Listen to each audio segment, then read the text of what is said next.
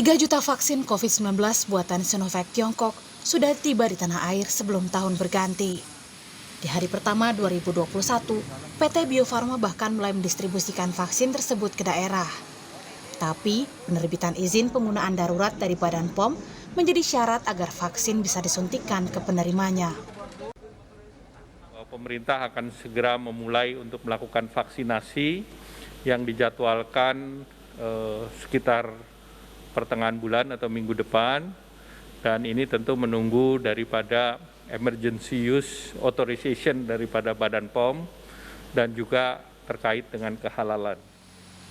Selain dari Sinovac, pemerintah juga akan mendatangkan vaksin dari 4 jalur lain, yakni Novavax, AstraZeneca, Pfizer-BioNTech, dan kerjasama multilateral dengan Gavi dari WHO. Seluruhnya datang bertahap, mulai Desember 2020 hingga kuartal pertama atau sekitar April 2022. Secara total, pemerintah Indonesia sudah mengamankan 330 juta dosis vaksin yang terkonfirmasi dan 330 juta dosis lainnya dengan opsi dari sekitar 426 juta dosis vaksin yang dibutuhkan sesuai pedoman perhitungan dari WHO. Mencari stok vaksin pun tidak mudah, karena Indonesia harus bersaing dengan negara lain di tengah minimnya kapasitas produksi vaksin dunia. Nah, masalahnya adalah vaksin ini jadi rebutan di seluruh dunia. Karena kan penduduk dunia itu ada sekitar 7,8 miliar manusia. Jadi asumsinya kalau setengah dari kapasitas dunia itu 6,2 miliar bisa diambil buat produksi vaksin COVID, itu cuma ada 3,1. Butuhnya 11. Jadi kira-kira butuh 3,5 tahun untuk bisa memvaksinasi seluruh orang dunia. Itu akibatnya negara maju yang uangnya banyak dan pinter-pinter, dia ijon duluan.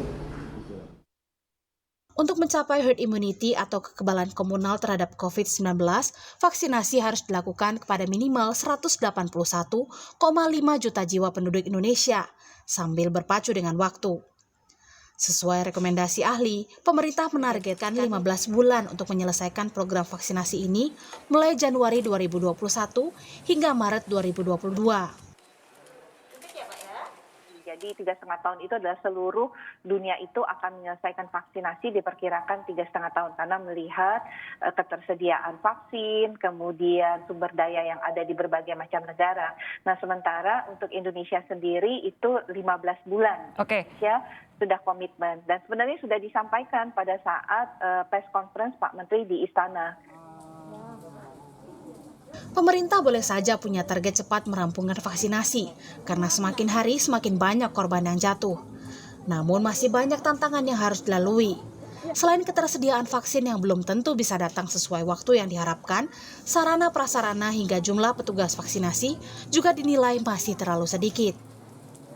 Kalau kita mengandalkan pada jumlah vaksin yang mungkin tidak bisa cepat kita peroleh dan atau vaksinator yang memang masih sangat sedikit, ya, 23.000 itu sangat sedikit untuk Indonesia.